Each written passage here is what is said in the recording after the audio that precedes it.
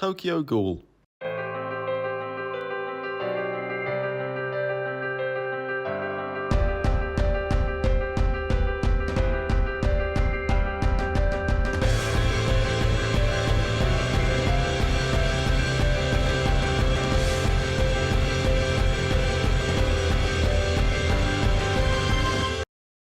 Flashback to 2018, I've just finished watching TG Season 1 on a cropped YouTube upload of the series. As I wrap it up, I searched for recordings of the second season. I didn't realise Kiss Anime was a thing just yet. Turns out, I can't find it as it's not on YouTube.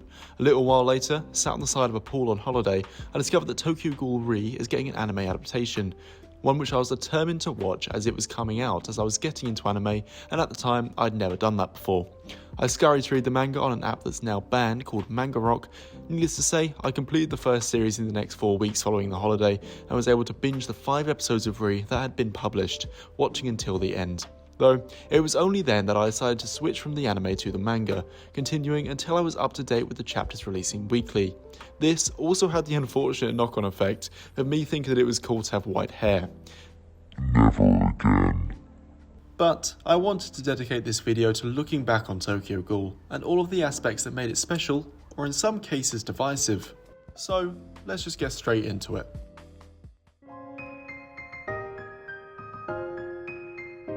My first exposure to Tokyo Ghoul was, as just mentioned, the anime, and I never realised quite how hard it was to follow what was going on because of the strange way that I consumed the series. The first season is by no means a bad adaptation. Sure, it lacks a few minor traits of the source material, but nothing major. It's from there where the second season diverges from both, only to loop back to the main story and then cram so much story into the fourth that it's almost unfollowable.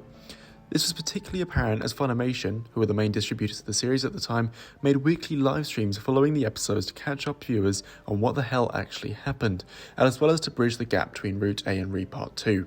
The most notable issue this caused, in my opinion, was the complete butchering of Hide and his death in Route A. In the source material, Hide finds Kaneki tripping out in a sewer following his encounter with Amon. We don't see what happens, but we do see it cut to black and Hide not present afterwards. It's then revealed later on in Re that Hide survived, albeit heavily disfigured, with Ken having a certain guilt over what transpired.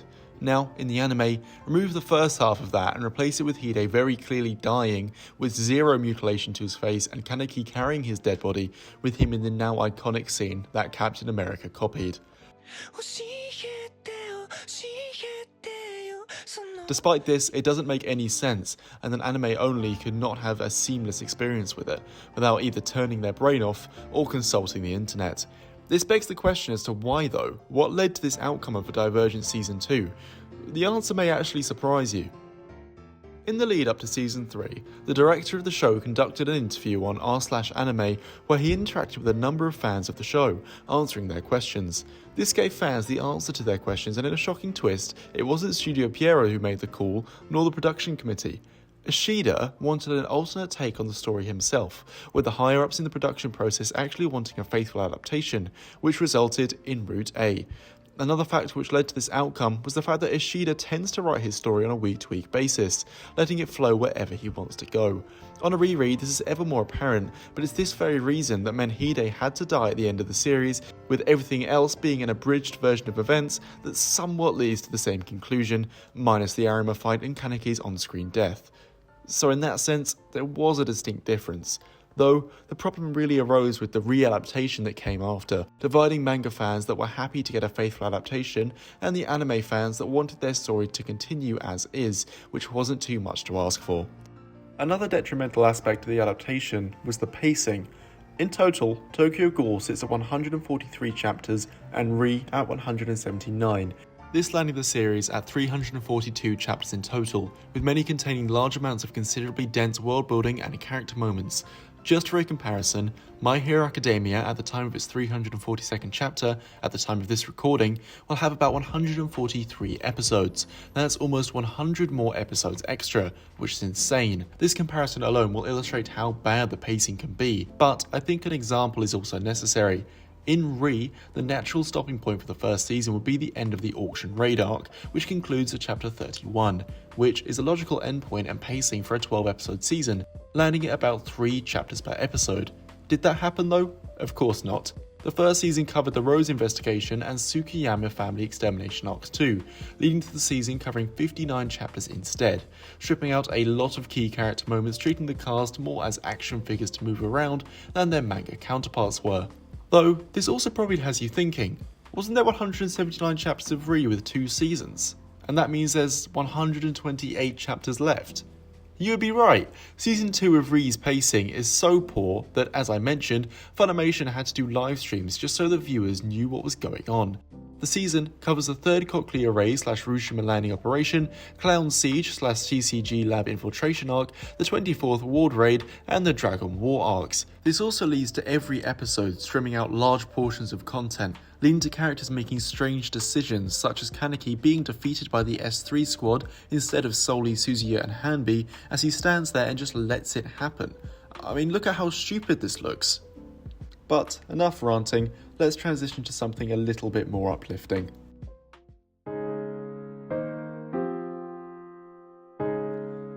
The artwork in Tokyo Ghoul is something that I could talk about for hours. It's what got me into drawing in the first place. Sure, a lot of the drawings I produced radiated energy from this image, but it set me on a path that many other mangas couldn't. The art itself develops through the series, with Sui Ishida going from thicker line art in the early sections of part 1 to scratchier, more emotive line art in the latter portions of Re. This is in line with what he creates now for Shoujo Next as well. This shift to a more erratic style has actually yielded some criticism from fans, with fight scenes sometimes being hard to follow. This is however subjective, and whilst I didn't have this issue, I can understand how the sheer complexity of the line art and composition can lend itself to some confusion. Though, I'm sure that those with criticisms can synonymously agree that any page in Tokyo Ghoul looks better than the anime counterpart. Ishida's art is what really elevates the characters, in a way that only series such as Berserk have come close to for me. The way that characters' mental states are portrayed visually is not only beautiful or intriguing to look at, but unlike 99% of other mangas out there, the use of scratchy line art alongside sincere shading in moments such as 125 allows for you to instantly look at a scene and know what that character is thinking and feeling. Beyond the actual manga art itself, Ishida's covers and promo art for the series are some of the most beautiful manga covers you could have in a collection. As well as this, his art books for both part 1 and part 2, titled Zaki, are such interesting reads. Not only do you get to see the amazing artwork that Ishida has created, but you also get insights into why he made a piece or what inspired him for it, as well as different versions of the same artwork and why he made the decisions he did with it. I would highly recommend checking either out.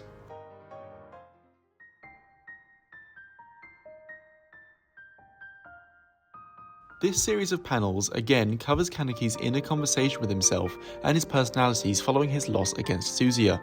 His mind is going into overdrive. Dwindling options, he asks himself, is my head attached? And my torso? The otherwise strange line uttered by Kaneki's most iconic personality is actually a final push in his mind to save those around him with every last bit of remaining strength that he has. Sure, it's what leads to the Dragon arc, but in isolation it is such a cool showing of resilience from our main character. On the flip side to that is arguably the second most iconic panel in the entire series after.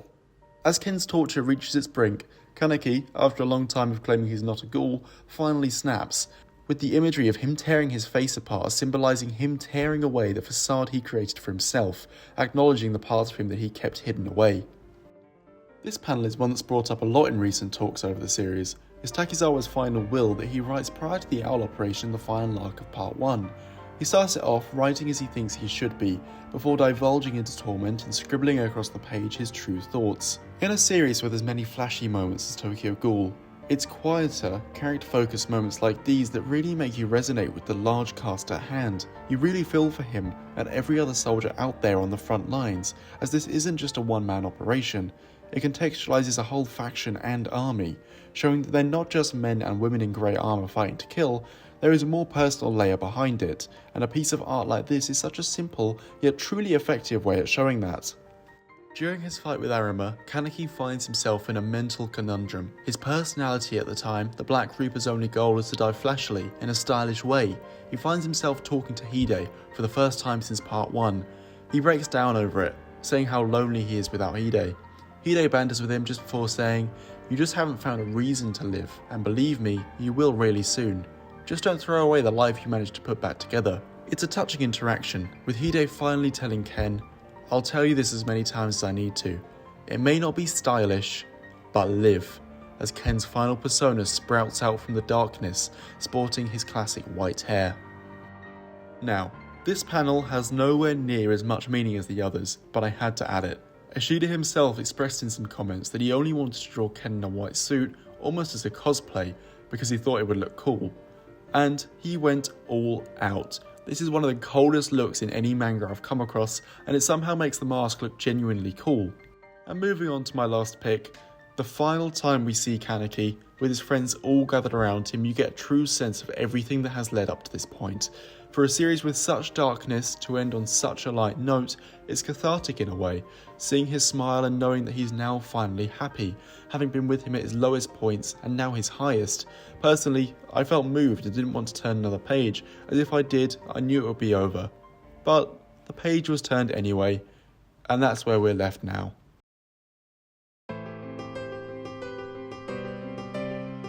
In 2024, the chatter around Tokyo Ghoul has fallen substantially. It's still a well-renowned series that many manga readers would recommend, but it's nowhere near as notorious as it was when it was getting 2 movie adaptations, cosplay everywhere, and a large number of teenagers wanting to dye their hair white.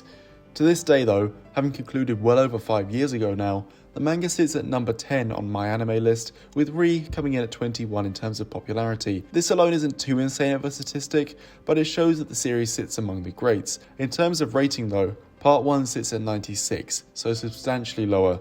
Though, this does not distract from the value of the series. Instead, all it shows is that it's more popular and more widely circulated than it's considered great, which, when dealing with a larger sample size, is likely going to happen anyway as people have different views. I'm not about to get too deep into this because it'll seem like I'm coping.